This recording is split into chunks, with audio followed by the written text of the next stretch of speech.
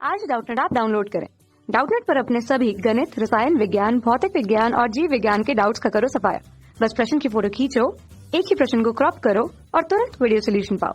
अभी डाउनलोड करें। हेलो दोस्तों, इस प्रश्न में दिया है एक नाभिक की द्रव्यमान संख्या होती है। इसके लिए हमें 4 विकल्प दिए हैं। पहला ए में दिया है सदैव परमाणु क्रमांक से अधिक, बी में दिया है सदैव परमाणु क्रमांक से कम, सी में दिया है सदैव परमाणु क्रमांक के बराबर और डी में दिया है परमाणु क्रमांक के बराबर या परमाणु क्रमांक से अधिक। इसे समझने से पहले हम कुछ मूलभूत बातों को देखते हैं।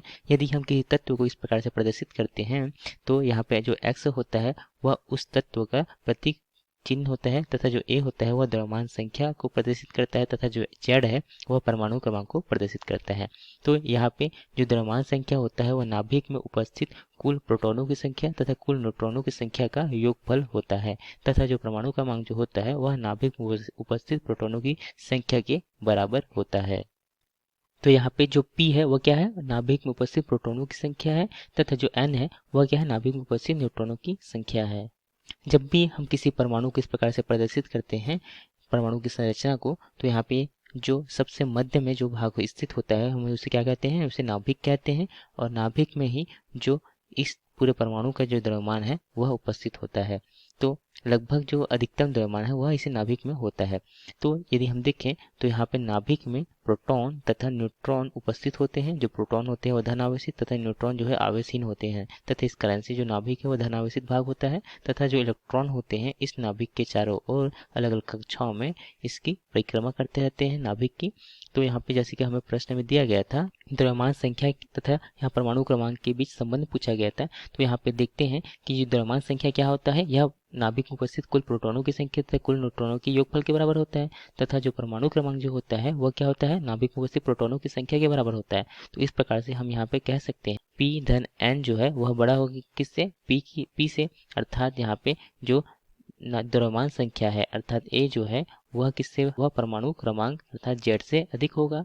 बस एक स्थिति आती है जब किसी तत्व में न्यूट्रॉनों की संख्या जो है वह शून्य हो। तो न्यूट्रॉनों की संख्या शून्य होगी तो यहाँ पे जो उसका परमाणु क्रमांक तथा जो यहाँ पे अर्थ क्या लिख सकते हैं हम, इसे P धन N बराबर द्रव्यमान संख्या है। तो यह द्रव्यमान संख्या P धन N है। तो यहाँ पे N का मान यदि हम शून्य होगा तो यहाँ पे P धन शून्य होगा अर्थात जो A है वह A बराबर हम क्या लिख सकते हैं, यहाँ से A बराबर हम यहाँ से P लिख सकते हैं अर्थात प्रोटॉनों की संख्या। तो इस प्रकार से यहाँ पे प्रोटॉनों की संख्या तथा जो Z जो क्या होता है, जो परमाणु क्रमांक होता है क्या होता है, वह P के बराबर होता है, प्रोटॉनों की संख्या के बराबर। तो इस प्रकार से इस स्थिति में बस यहाँ पर जो द्रव्यमान संख्या है वह जो है परमाणु क्रमांक के बराबर होगी अर्थात Z के। तो यह जब न्यूट्रॉनों की संख्या जब शून्य हो। तो इसका उदाहरण देखें तो जो हाइड्रोजन होता है, तो हाइड्रोजन का जो परमाणु क्रमांक क्या लिखते हैं, हम 1 लिखते हैं तथा इसका द्रव्यमान संख्या भी 1 लिखते हैं अर्थात इसमें सिर्फ एक प्रोटॉन उपस्थित होता है तथा जो न्यूट्रॉन है उसकी संख्या क्या होती है, शून्य। तो इस कारण से यहाँ पे उसका द्रव्यमान संख्या जो है A तथा इसका परमाणु क्रमांक क्या है, Z, दोनों बराबर होता है। अन्य स्थिति में हमेशा जब भी न्यूट्रॉन की जो संख्या है अगर 1 से 1 भी होती है तो वहाँ हमेशा P धन N अधिक होगा P से अर्थात जो द्रव्यमान संख्या है वह अधिक होगा परमाणु क्रमांक से। इस प्रकार से हमने यहाँ पे देखा कि यहाँ जो द्रव्यमान संख्या है वह अधिक होगी हमेशा परमाणु क्रमांक से तथा यहाँ पे अगर एक स्थिति और हो सकती है कि यह दोनों बराबर हो सकते हैं। तो यहाँ पे विकल्पों को देखें तो यहाँ पे पहला विकल्प में दिया था कि यहाँ पे जो द्रव्यमान संख्या होती है वह क्या होती है, वह सदैव परमाणु क्रमांक से अधिक होती है। यहाँ अधिक होती है मगर हमेशा अधिक नहीं कह सकते। बी है जो है बोला गया था कि सदैव परमाणु क्रमांक से कम होती है, तो यह सदैव कम तो हो ही नहीं सकती। सी में दिया है सदैव परमाणु क्रमांक के बराबर, तो बराबर हो सकती है मगर सदैव बराबर नहीं हो सकती। तो डी में दिया था परमाणु क्रमांक के बराबर या परमाणु क्रमांक से अधिक, तो विकल्प डी जो होगा इस प्रश्न का सही विकल्प होगा। धन्यवाद। कक्षा 6 से 12वीं से लेकर नीट, IIT, JEE वो एडवांस के लेवल तक 1 करोड़ से ज्यादा छात्रों का भरोसा।